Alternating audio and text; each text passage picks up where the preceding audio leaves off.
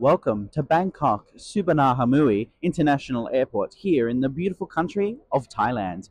I know 100% that I butchered that pronunciation. However, I've never actually heard it before. Today, I will be flying with Singapore Airlines on an Airbus A350 in their regional business class product down to Singapore.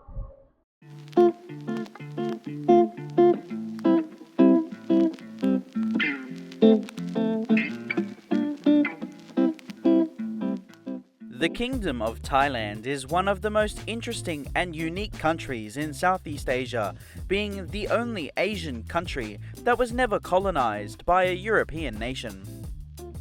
Thep, City of Angels, or simply known to the rest of the world as Bangkok, is the capital of Thailand, located in the center part of the country, with roughly 11 million people calling the city home. Serving the city are two airports, Suvarnabhumi and Dong Muang.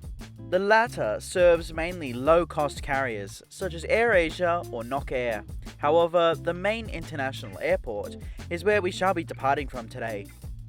As of October 2024, Bangkok Suvarnabhumi, okay, for the sake of the video I'm only going to refer to it as Bangkok Airport, has only one terminal. However, a second terminal, not as large as the first, is currently under construction.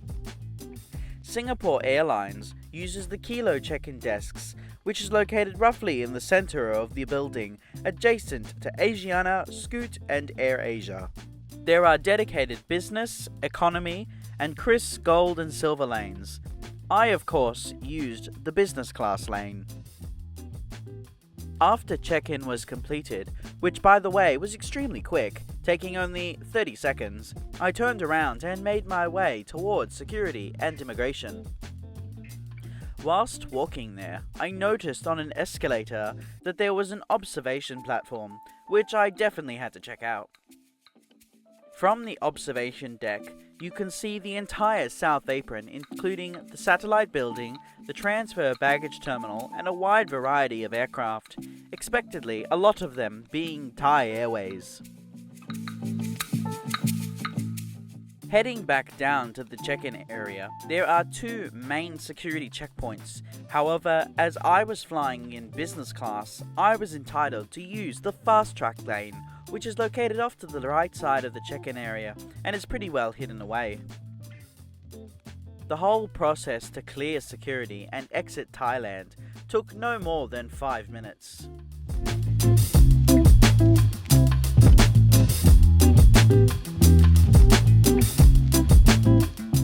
Post-security is the usual duty-free shopping outlets, restaurants, and a plethora of different lounges to choose from. Singapore Airlines is part of Star Alliance. All of their business class passengers, by default, have access to any Star Alliance lounge in the entire airport, which includes all Thai Airways lounges, Turkish Airlines lounge, Eva Air, and of course the KrisFlyer lounge. I opted to start with the Singapore Airlines KrisFlyer lounge, which is located in Concourse D, directly after security and down the escalators. Currently, all Star Alliance Premium Class customers, KrisFlyer Elite Gold, PPS Club, and Star Alliance status holders are allowed to access this lounge. However, this could be subject to change in the future. Inside the KrisFlyer lounge is fairly small, accommodating approximately 100 people, featuring a different selection of seating choices such as couches, workbenches, casual areas, private productivity pods, and a more formal dining area. The lounge is open from 6 AM until 11 PM, which in essence covers all of Singapore's operations throughout the day. Wi-Fi is also available in the lounge, and the connection is stable. This is handy as the free airport Wi-Fi is honestly rather bad. The food offering is buffet style only and has some very solid options. They have numerous hot dishes available. In my case, I found pastries, Asian breakfast foods, breads, butter, jams and spreads, juices, tea and coffee, ice cream, sausages, bacon, eggs, omelettes, French toast and more. I also found that the staff were constantly refilling the items that were low. Prior to visiting this lounge, I did a bit of research, and my expectations were rather high, but Singapore expectedly met those expectations. However, they did not exceed them, as I found that there were no showers available, which is a little bit of a letdown.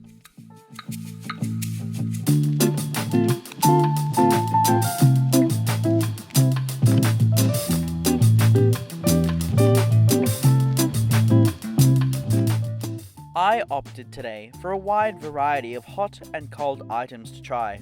My favourite was definitely the blueberry scroll, as it wasn't super sweet and was more on the sour side.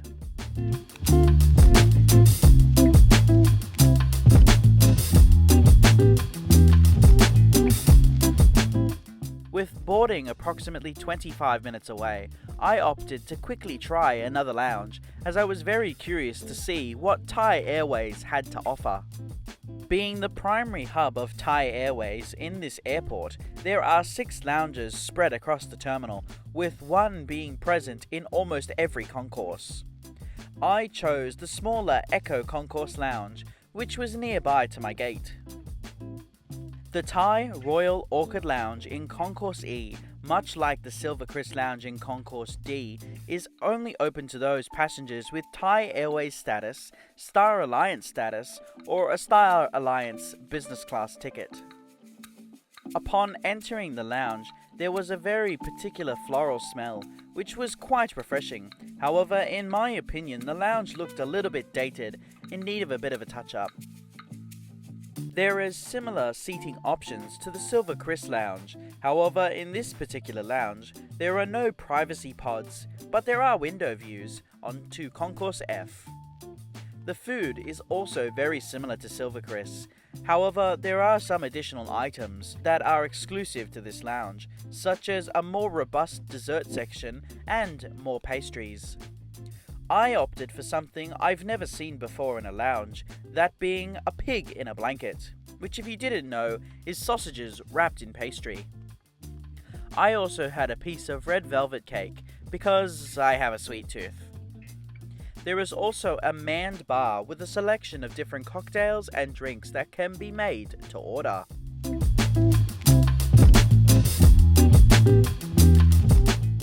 Unfortunately, my time exploring both lounges had come to a close, as boarding for my flight was halfway done.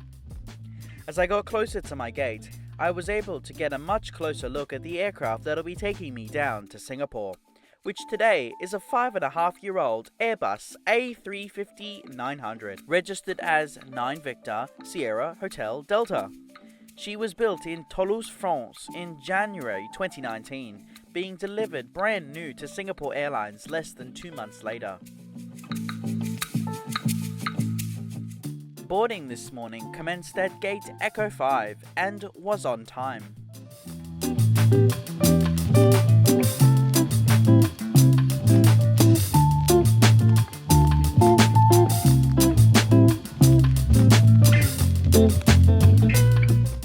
Singapore Airlines' A350s, depending on the length of the flight, have 3 different configurations. This particular aircraft is fitted in their regional layout with 40 lie-flat business class seats in a 1-2-1 layout and 263 standard economy class seats in a 3-3-3 layout. This morning I shall be seated in 17 kilo on the right hand side of the aircraft. The business class seat has 60 inches of pitch and 28 inches of width. There is a standard tray table that extends outwards from underneath the entertainment screen that folds in half and extends. Down below is a literature pocket featuring a safety card, a magazine, a duty-free shopping magazine, a Wi-Fi card, and an air sickness bag. Above are individual reading lights only. Awaiting at every seat during boarding is a very large and hard memory foam pillow, as well as a blanket wrapped in plastic. On the side of the seat, you'll find the controls for it, including the Do Not Disturb button, the Flight Attendant Call button, and the headphone port.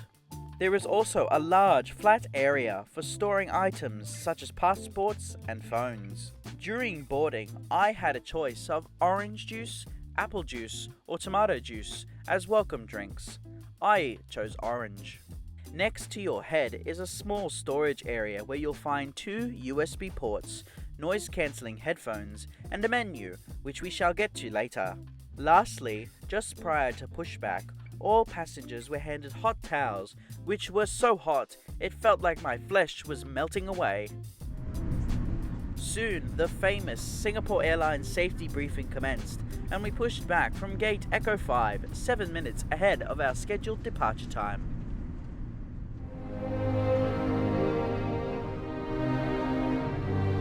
Welcome aboard Singapore Airlines. Go outdoors and cross check. As it's turned on, intervention should be lifted from the bassinet and secured with an intervention seat belt.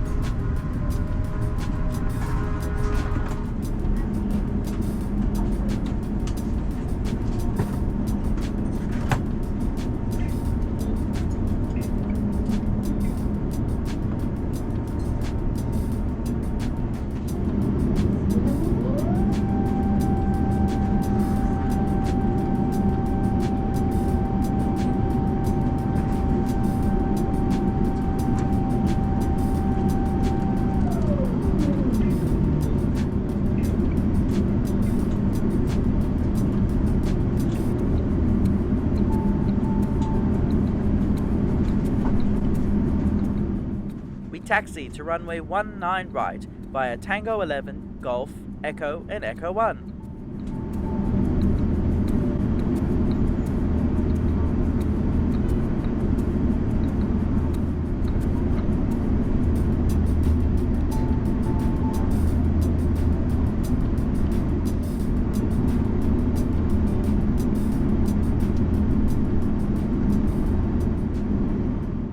Now please enjoy this unedited takeoff.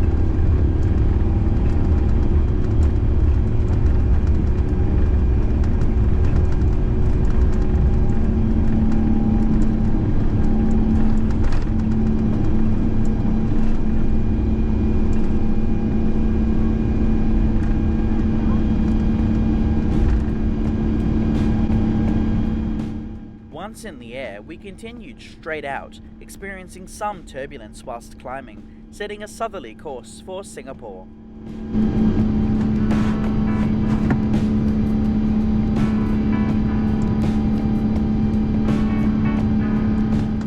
Flight time today is 1 hour and 57 minutes, covering a distance of 1,463 miles or 2,354 kilometers, cruising at 41,000 feet.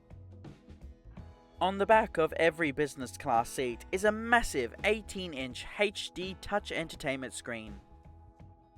The Silvercrest system offers over 1,800 on-demand options, which is very impressive.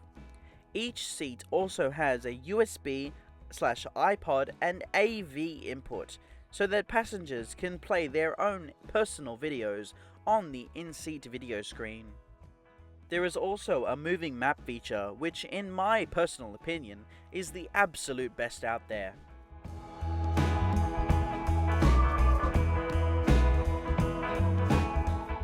Awaiting at every business class seat is a physical paper menu featuring today's options. Unfortunately, Book the Cook was unavailable on this morning's flight, which was such a shame as I wanted to have a burger. However, the menu items still looked rather appetizing. Please pause the video at any time to view the menu items in more depth. There is also a very extensive wine list available. However, considering it's 10 AM, I opted to not have any alcohol. Instead, I opted for the cheese omelette, which came with 2 chicken sausages, sautéed spinach, a potato and corn cake, and baked beans. Also, there was a small pot of mango-flavoured yogurt, a bowl of fresh fruit, and a croissant. For drinks, I asked for a coffee and a glass of water. The whole meal was fantastic, with great flavours present throughout. My favourite was definitely the croissant, which unfortunately I forgot to film. As the weather let up, I was able to see down below the seaside town of Pattani in southern Thailand, known for the stunning mosque in the centre of the town. On board the aircraft is complimentary Wi-Fi to all KrisFlyer members and passengers flying in business class. I found the Wi-Fi to be fairly quick and easy to connect, however the connection was a little bit patchy.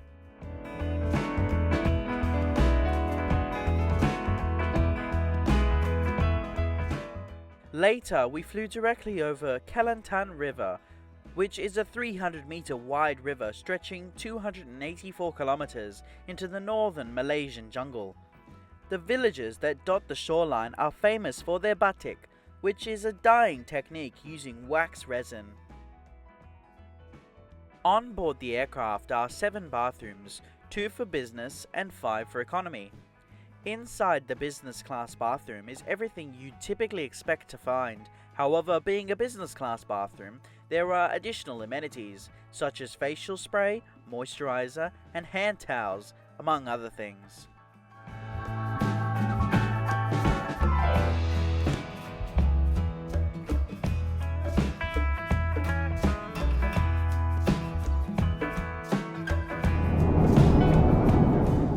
Soon we commenced our descent into Singapore.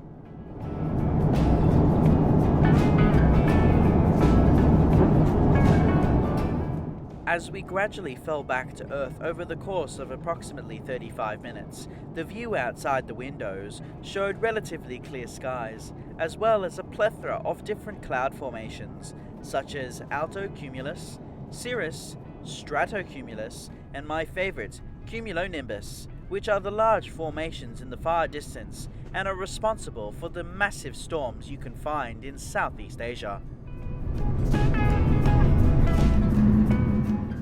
I must admit, this is my first time flying into Singapore when it's not nighttime or becoming night.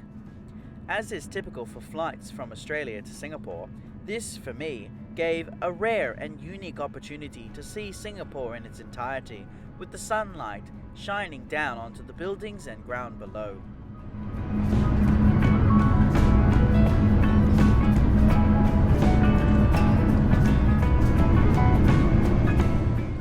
Now please enjoy this unedited landing.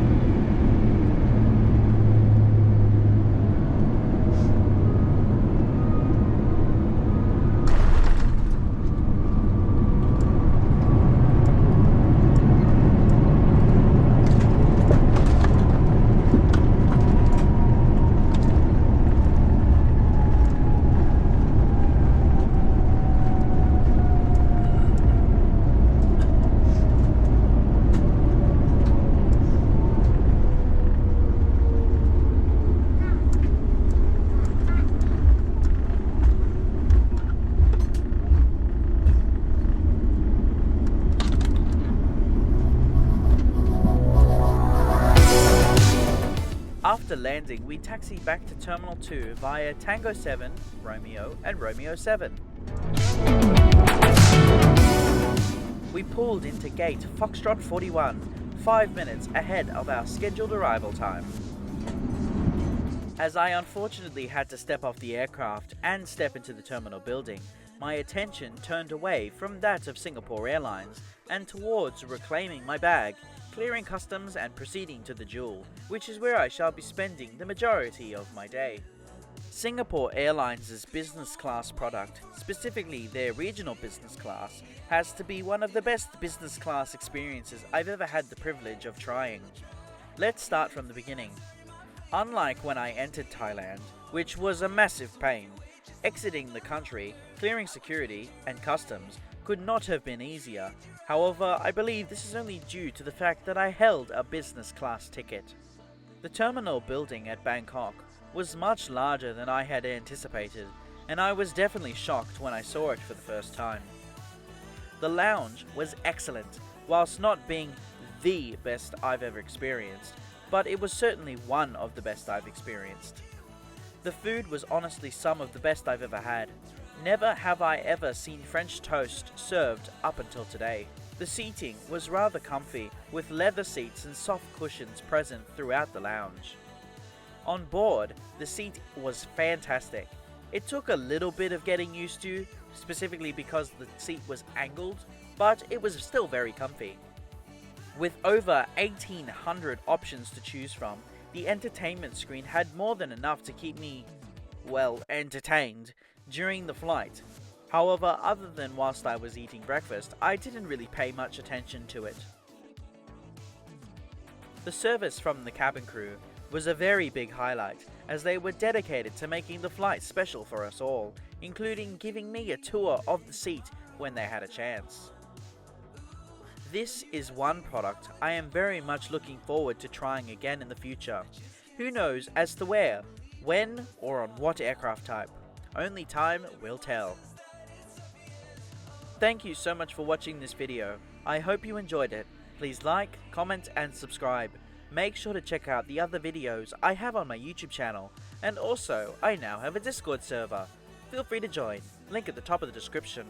And don't forget to ring that notification bell if you enjoy my content, and if you would like to see more, I post my videos every Friday at 8 PM Sydney time. And I hope to see you again in the next one. See you later!